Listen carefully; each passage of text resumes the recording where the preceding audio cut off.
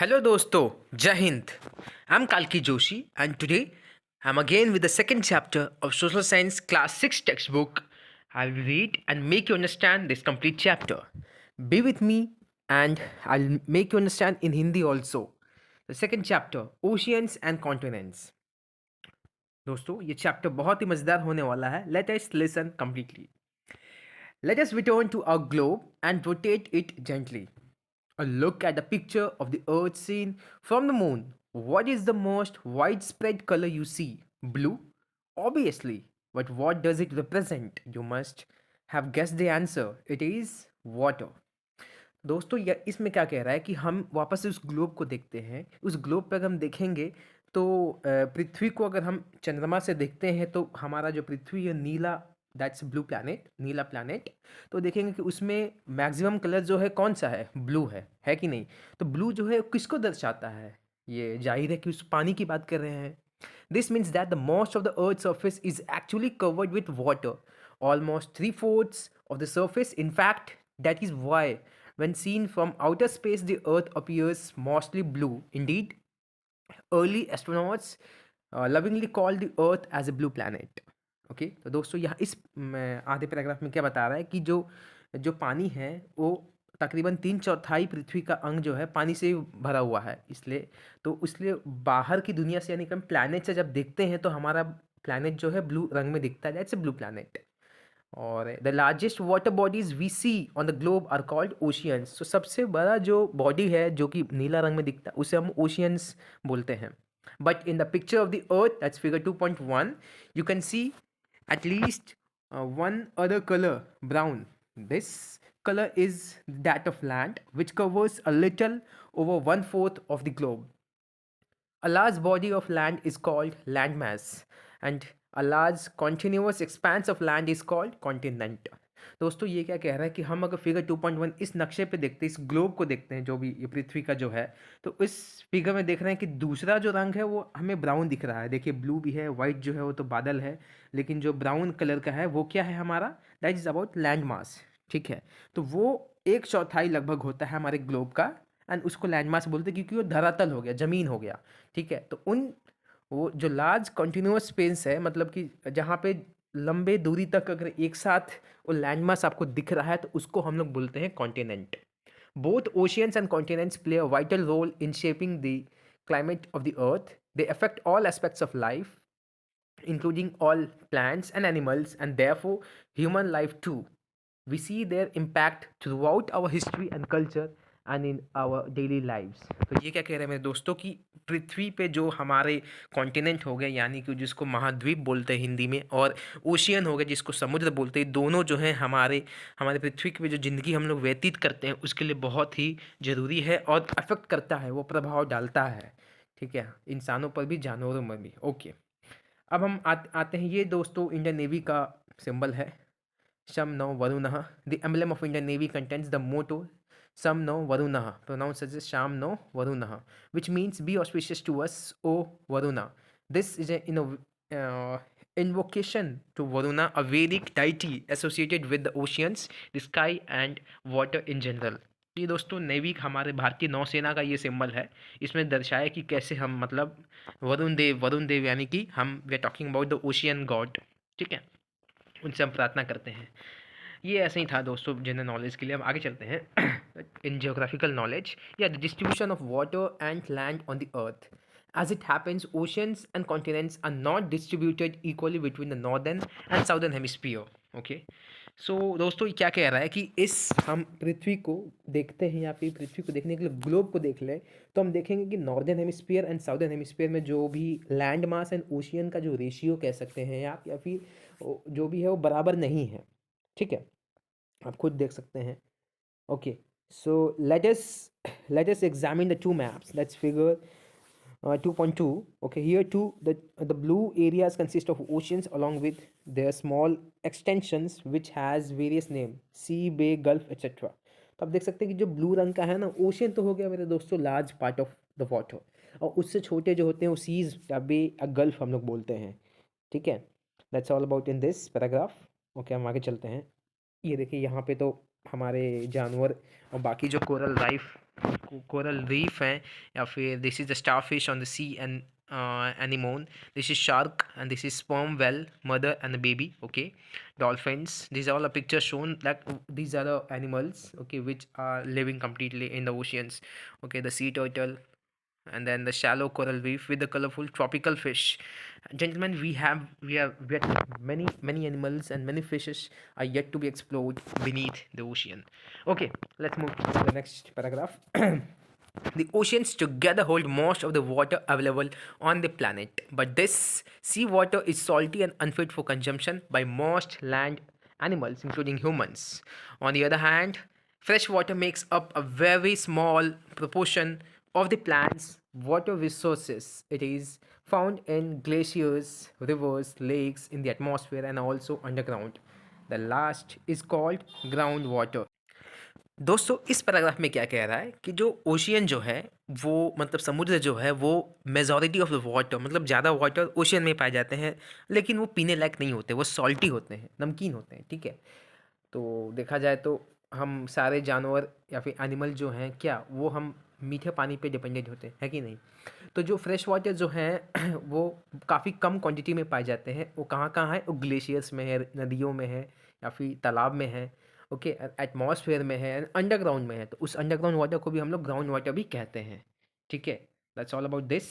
यहाँ तक ही हमारा पानी के इंट्रोडक्शन था। अब चलते हैं नेक्स्ट heading में, that is oceans. On the world map in figure 2.3 on page 32, we can observe five oceans: the Pacific Ocean, the Atlantic Ocean, the Indian Ocean, the Arctic Ocean, and the Southern, also known as Antarctic Ocean. That's all. ये 5 ocean हमारे पूरे globe हमारे पृथ्वी पे पाए जाते हैं। Although we have listed 5 oceans, it is clear from the map that, okay, they are not really separate.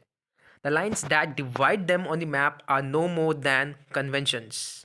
The natural world does not follow such boundaries. Okay, seawater, for example, constantly flows across different oceans, sustaining a rich diversity of marine life. Many plant and animal species can be found across multiple oceans.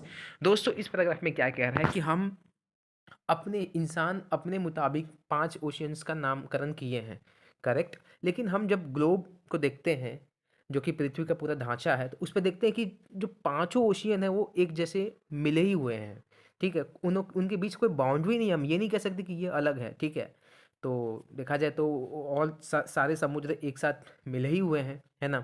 तो जो नदियाँ हैं मतलब नदियाँ जो हैं जाती हैं समुद्र में मिल जाती हैं, और समुद्र का पानी जो है एक दूसरे से मिले ही हुए हैं, तो फिर भी मतलब वहाँ पे जो हमारे काफ़ी डाइवर्स डाइवर्स मतलब मरीन लाइफ देखने को मिलती है। मरीन लाइफ मतलब दोस्तों समुद्र में रहने वाले, पानी में रहने वाले जो भी जीव जंतु हैं उसे हम लोग बोल सकते हैं मरीन लाइफ, ठीक है। आगे क्या है, बहुत सारे पौधे एंड बहुत सारे ऐसे एनिमल के प्रजातियां हैं जो रहती हैं गहराई में, समुद्र की गहराइयों में रहती, जो हमें आज तक हमें पता ही नहीं चला है। The marine flora includes tiny plants called algae and all kinds of seaweeds. The marine fauna consists of thousands of species of colorful fish, dolphins, whales, and countless mysterious deep sea creatures. Each part of the ocean, from the sunlit surface to the dark depth, has its own diverse life forms. तो दोस्तों यहाँ पे क्या कह रहा है, the marine का जो फ्लोरा है वो मतलब फ्लोरा मतलब क्या होता है दोस्तों, it's all about the plant, ठीक है। देखिए यहाँ पे मीनिंग भी लिखा हुआ है राइट हैंड साइड में, the plant, okay, life of a particular region और ए पीरियड ऑफ टाइम, उसको हम लोग फ्लोरा कहते हैं। तो वो मतलब आलगे जो है एक तरह से एक टाइनी पौधे में ही आता है, ठीक है। एंड और भी कई कई मतलब पौधे हैं जो छोटे छोटे पाए जाते हैं। एंड फौना, यहाँ पे मरीन फौना, फौना मतलब जानवर होते हैं, मतलब से animal life of a particular region और ए पीरियड ऑफ टाइम, ठीक है।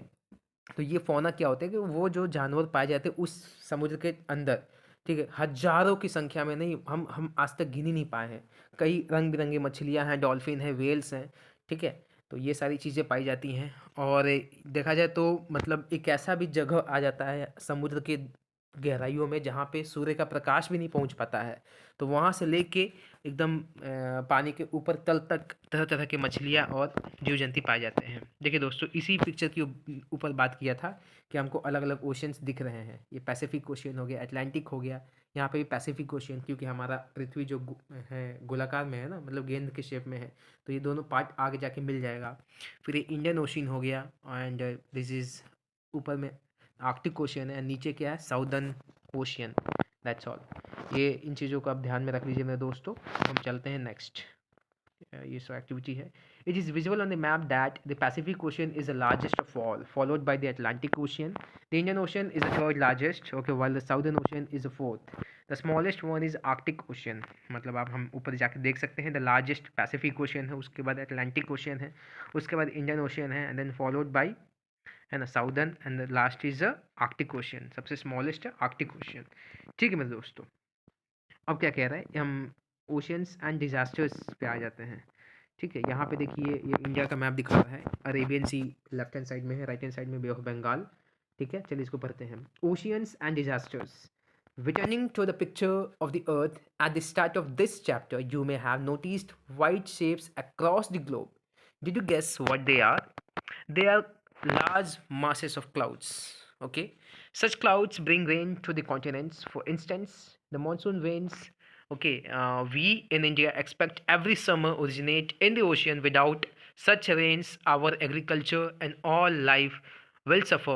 But oceans often also give rise to storms. Okay, violent events with extreme rainfall or very strong winds, such as cyclones, which can cause widespread damage to the coastal regions of the world.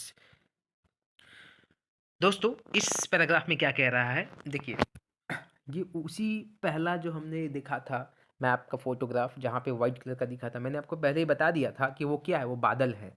Correct. तो वो जो बादल है वो क्या करते हैं, वो बारिश लाते हैं, है ना।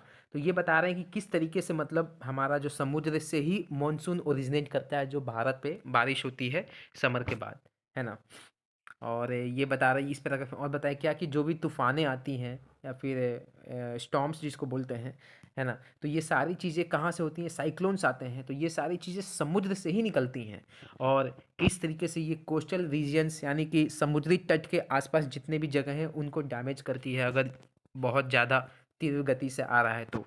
अगला पैराग्राफ में देखते हैं। Tsunami is another natural disaster that originates in the ocean. It is huge and powerful wave generally caused by a strong earthquake or a volcanic eruption at the bottom of the ocean.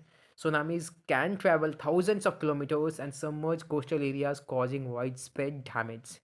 मेरे दोस्तों, इस paragraph में tsunami की बात की गई है कि कैसे सुनामी जो है वो भी एक अनदर नेचुरल डिजास्टर है।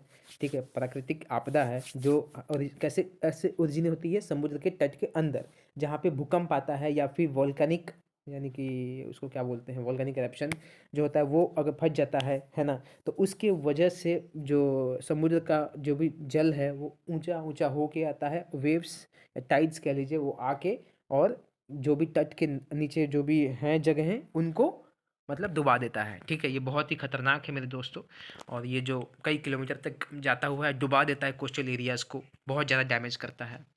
ये देखिए डोंट मिस आउट में थोड़ा सा एक इंपॉर्टेंट चीज़ दिया हुआ है। On 26 December 2004 India and another 13 countries around the Indian ocean were struck by a powerful tsunamis caused by an earthquake in Indonesia. More than 2 lakh people lost their lives in India, the Andaman and Nicobar Islands above, and also the subsection islands further below. Okay, and the coast of the Tamil Nadu and Kerala were severely affected and severely much damaged. Okay, severed much damage and loss of life. तो ये क्या कह रहे हैं कि 26 December 2004 को एक बहुत भयंकर सुनामी आई थी, जिसकी वजह से भारत और अन्य 13 देशों में काफ़ी ज़्यादा, जो कि इंडियन ओशन के आसपास हैं, तो क्या हुआ था, उनको डैमेज हुआ था। ठीक है, तो ये जो इंडियन ओशियन में जो आया था सुनामी, ये कैसे आया था, जो कि भूकंप आया था इंडोनेशिया में। ठीक है, इसमें कई 2 लाख से भी अधिक लोगों की जान गई थी, और भारत में Andaman and Nicobar islands and ये जो बाकी जगह क्या, तमिलनाडु एंड केरला जगहों पे मतलब हार्म हुआ था बहुत ज़्यादा ही। ठीक है, such tsunamis are rare but very destructive. Luckily, they can often be detected before they hit a coast. Many countries collaborate in such early warning systems. There is, in particular, an Indian Ocean tsunami warning system to which many countries, including India, contribute. This helps to take measures to protect lives and property. तो दोस्तों ये क्या कह रहा है कि tsunami को ना पहले से हम लोग पता कर सकते हैं कि हाँ कब आने वाला है, क्योंकि देखा जाए तो वो भूकंप से होता है। करेक्ट, तो हमारे पास ऐसे इक्विपमेंट्स, ऐसे मशीन्स हैं जो कि भूकंप को देख लेते हैं कि हाँ भूकंप आया है, तो इसका मतलब सुनामी के आने का संभावना है। और उस कितना स्ट्रॉन्ग भूकंप है, उस माध्यम से हम लोग डेफिनेटली पता लगा सकते हैं कि सुनामी कितना खतरनाक हो सकता है और कब आ सकता है, कितना देर में पहुंचेगा तट पे, ये सारी चीज़ें हैं। ठीक है, तो यही चीज़ इस पैराग्राफ में बताया है। Next, events that lead to loss of life and property are handled under disaster management. India has its own national disaster management authority to deal with all kinds of disasters. Okay, we will see more examples in the next chapter. तो ये क्या कह रहा है दोस्तों कि yes, जहाँ पे ज़िंदगी और मौत का सवाल हो, जहाँ पे हमारा खुद का प्रॉपर्टी जैसे कि घर मकान ये सारी चीज़ें तबाह हो जाए, तो इन सब चीज़ों को हैंडल करने के लिए डिजास्टर मैनेजमेंट बनाया गया है।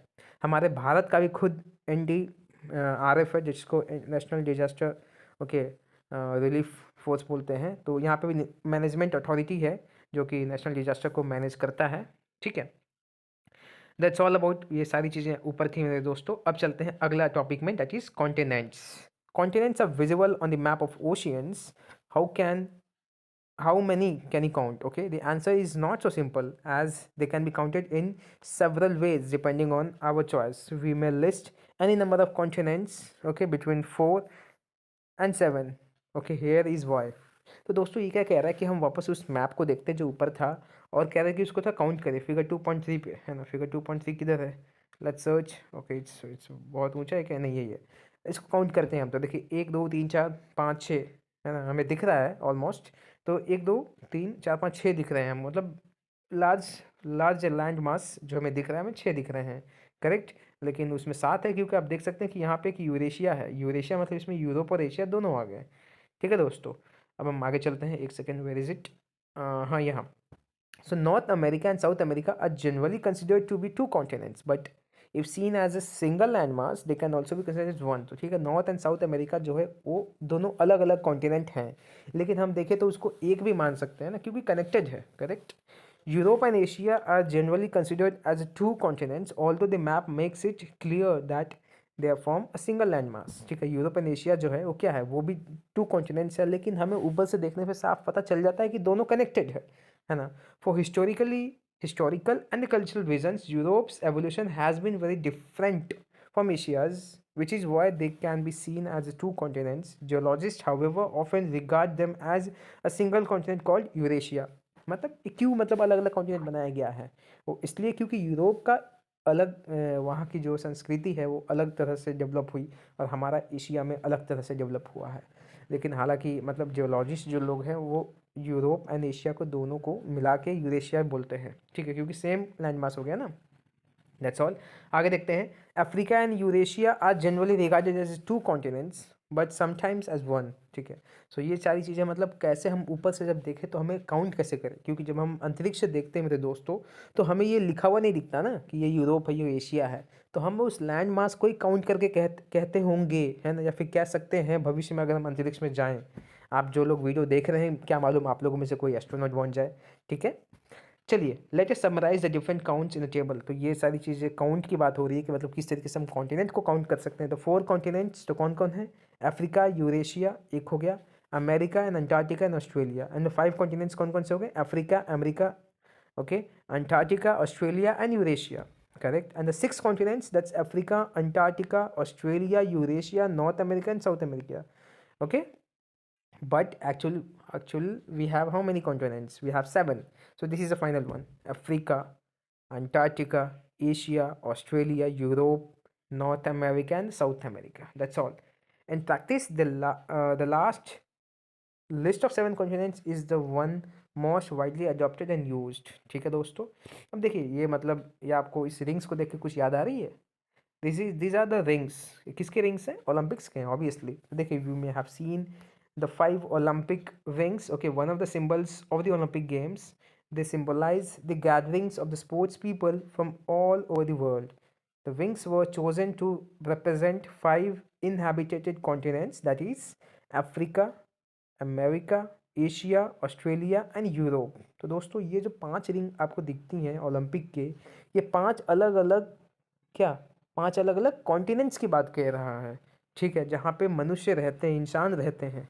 ठीक है, सो आप देख सकते हैं Africa, America, Asia, Australia and Europe. यहाँ पे अमेरिका को, नॉर्थ एंड साउथ अमेरिका को एक में ही डाल दिया गया है, बाकी सारे कॉन्टिनेंट पे इंसान रहते हैं, तो कुल मिला के 5 हो गया, एक अंटार्कटिका को हटाकर, है ना दोस्तों। चलिए now let us look at the diagram on the page 36, which is based on the list of the 7 continents. It does not show their actual shapes but their relative size. So देख सकते हैं मेरे दोस्तों कि इसमें क्या है कि इसमें दिखा रहा है कि कौन सा कॉन्टिनेंट है ना, यानी कि महाद्वीप का कितना कितना साइज है, कितना स्क्वायर्स आ रहे हैं उतना उसका साइज हुआ, है ना। अब देख सकते हैं Asia, Europe, Africa, Australia, Antarctica और South America and North America, that's all. तो इसमें आप देख सकते हैं कि मैक्सिमम स्क्वायर्स एशिया में है। So obviously the largest continent is Asia, है कि नहीं, और क्या। और फिर सबसे छोटा देखिए हमें दिख रहा है ऑस्ट्रेलिया, है ना। एनी हाउ यही गेम है, मतलब स्क्वायर्स को काउंट करना है हमें, वो पता लगाना है कि हाँ किसमें ज़्यादा है। Next, further, we are going to islands. Okay, if you have carefully observed the two maps earlier in this chapter, okay, you may have noticed that the continents do not include all landmass.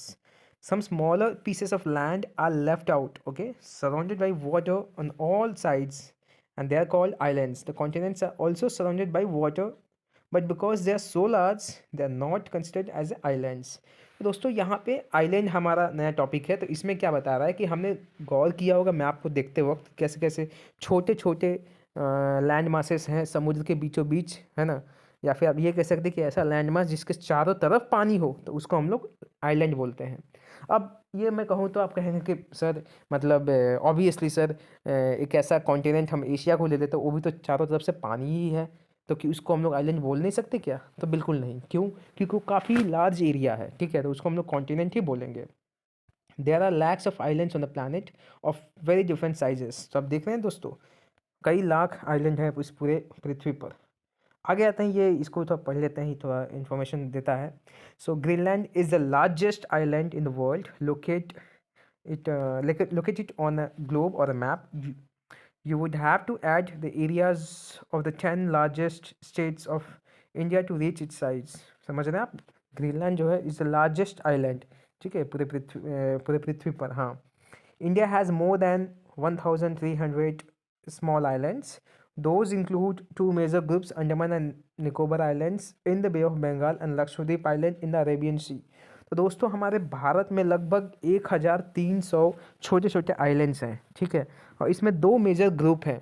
एक है Andaman Nicobar island जो कि बे of Bengal में है, और दूसरा Lakshadweep that is in the Arabian sea, ठीक है। Since 1981, the Indian Antarctica program has been exploring Antarctica, a continent with a very cold climate and harsh environment. See the white expanse at the bottom, which is mostly ice. In 1983, India established its first scientific base station there called Dakshin Gangotri. Two more bases were established later. About 40 teams of Indian scientists have conducted research in this faraway region, especially on the evolution of climate and environment. The settlement where the scientists has a library and even a post office. ठीक है, तो दोस्तों ये क्या कह रहा है कि 1981 में हमारे भारत अंटार्कटिका प्रोग्राम जो है ना, वो अंटार्कटिका को एक्सप्लोर करने के लिए, मतलब वहाँ पे रिसर्च करने के लिए, उसके बारे में और भी चीज़ें जानने के लिए, है ना, क्योंकि उसको पता है, हम लोग को पता है कि वहाँ पे जो है काफ़ी ठंड है ना। मैप में देखेंगे तो वाइट रंग का दिख रहा है, क्यों? क्योंकि वो पूरा का पूरा बर्फ़ से ही भरा हुआ है, ठीक है। 1983 में दोस्तों हमारे भारत जो है ना, वहाँ पे एक बेस स्टेशन बनाया गया था जिसका नाम क्या था? दक्षिण गंगोत्री, ठीक है। तो उसके बाद दो और भी मतलब बेसिस बनाए गए, अब वहाँ पे लगभग 40 टीम, ओके, 40 टीम रिसर्च कर रही थी वहाँ पे क्लाइमेट पर एंड एवोल्यूशन पर, मतलब किस तरीके से वहाँ पे हम लोग ढल सकते हैं। एंड दोस्तों वहाँ पे लाइब्रेरी भी है और पोस्ट ऑफिस भी है, दैट्स ऑल। अब अगले पेज में चलते हैं, that is all about oceans and life. Oceans and continents are vital parts of the environment and affect most aspects of our lives. Even if we do not notice it, we have mentioned that oceans send rain to the continents. This is part of the Earth's water cycle, which you will further study in science. Without oceans, for instance, there would be no rainfall. यहीं तक रखते हैं दोस्तों। इस paragraph में क्या लिखा हुआ है? ये लिखा हुआ है कि ओशन एंड कॉन्टिनेंट किस तरीके से, मतलब दोनों ही बहुत ज़रूरी हैं हमारे जीवन व्यतीत करने के लिए। क्यों? क्योंकि देखिए ऑब्वियसली हमारा जो भी हम भोजन खाते हैं तो वो सब्जियों से या फिर, है ना, वी आर ईटिंग फ्रॉम क्या, पौधों से, करेक्ट। तो पौधे कहाँ उगते हैं? Obviously on land mass, continent के ऊपर। एंड जो भी बारिश होते हैं तो बारिश किस तरीके से होते हैं? बिकॉज ऑफ द ओशियन, वहीं से पानी, है ना, इकट्ठा होके आता है जो बादल बन के फिर बरसता है। तो ये चीज़ें इसमें बताई गई है। And about the water cycle, क्योंकि हम देख रहे हैं कि पानी बरसता है फिर वो बहता हुआ नदियों के माध्यम से समुद्र में चल गया, फिर समुद्र से वाष्प बन के ऊपर गया, बादल बन गया। तो ये चीज़ें जो है वाटर साइकिल हम लोग हायर क्लास में और भी बेहतर तरीके से सीखेंगे। आइए आगे चलते हैं। The earth would be a desert, okay, मतलब ये रेनफॉल ना हो तो ऑब्वियसली एक रेगिस्तान बन जाएगा। Moreover, more than half of the world's oxygen is produced by the ocean's flora. तो ये क्या कह रहा है दोस्तों? ये तो वाकई चौंका देने वाला बात है कि मतलब मोर देन, मतलब आधे से अधिक जो ऑक्सीजन है वो कौन बनाता है? हम जानते हैं कि ऑक्सीजन पौधों से बनते हैं, लेकिन आधे से अधिक ऑक्सीजन जो है वो समुद्र में रहने वाले जो फ्लोरा यानी कि जो पौधे हैं वो बनाते हैं, ठीक है। Which is why they are called the planet's lungs, इसलिए उनको प्लैनेट्स के लंग्स भी बोलते हैं। The oceans therefore play a crucial role in regulating the climate and sustaining life on earth, ठीक है। तो इस तरीके से क्या ज़रूरत है, मतलब कितना इंपॉर्टेंट है ओशियंस का, ये बता रहा है। Oceans have deeply impacted humanity in many other ways. From early times, people have used oceans and seas to migrate to the other regions, to trade in all kinds of goods, to conduct military campaigns, and as a source of food through fishing. Oceans have also nourished the cultures of coastal people all over the world. Almost all of them have tales, okay, and legends about the sea, sea gods and goddesses, sea monsters and treasures from the sea, the ocean's dangers, but also their blessings. The ocean's dangers, but also their blessings. That's all. ये paragraph में क्या दोस्तों कह रहा है कि हमारा जो मानवता है ना, वो भी ओशियन से किस तरह से प्रभावित है। मतलब पहले से ही हम माइग्रेट करते हैं, एक जगह से दूसरी जगह जाने के लिए हम लोग समुद्र मार्ग का इस्तेमाल करते हैं, है ना। और वही नहीं, मतलब हम बिजनेस से या फिर कोई ट्रेड करना चाहते हैं, कुछ सामान लाना चाहते हैं, तो वो सारी चीज़ें जो है समुद्र के माध्यम से ही आती है। और उसके बाद देखेंगे कि जो मिलिट्री कैंपेन्स हैं, यानी कि फ़ौज, आर्मी में जो वार होते हैं, तो वो सारी चीज़ें भी ओशियन पे ही होती हैं। हम मछली मछली भी मतलब पकड़ते हैं उनका। तो ये सारी चीज़ें इसमें बताई गई है। और हमारे कहानियों में भी समुद्र देवता के बारे में कहा गया है, वरुण देव के बारे में कहा गया है कि नहीं। That's all. अब यहाँ पे देख ले, डोंट मिस आउट में देख लेते हैं। United Nations have designated June 8 as World Oceans Day to remind us all of the major role the ocean plays in everyday life. It serves as the lungs of our planet, a major source of food and medicine, and a critical part of the biosphere. Scientific studies have shown how the oceans are polluted by human activity. We throw several million tons of plastic waste into the oceans every year. Okay, choking marine life. Okay, there are several other forms of pollution. As a result, the marine environment is under threat. Overfishing, that is excessive fishing, is another cause for the decline of marine life. It is our collective responsibility to protect oceans for the future of the planet and of humanity. दोस्तों यहाँ पे क्या कह रहा है कि देखिए, United Nations जो है वो 8 जून को वर्ल्ड ओशियन डे मतलब सेलिब्रेट करवाता है। इसको हम लोग विश्व समुद्र दिवस कह सकते हैं, ठीक है। हमें ये याद दिलाने के लिए कि हमारे लिए समुद्र कितना ज़रूरी है, और वो हम किस तरीके से, मतलब उसकी वजह से ही हम ऑक्सीजन जो है 50% से अधिक, तो इसको लंग्स ऑफ द प्लैनेट भी बोलते हैं, है ना। और दवाइयाँ हो गई या फिर और भी चीज़ें जो बायोस्फीयर में हैं, वो सारी चीज़ें अफेक्ट करती हैं ओशियन के माध्यम से।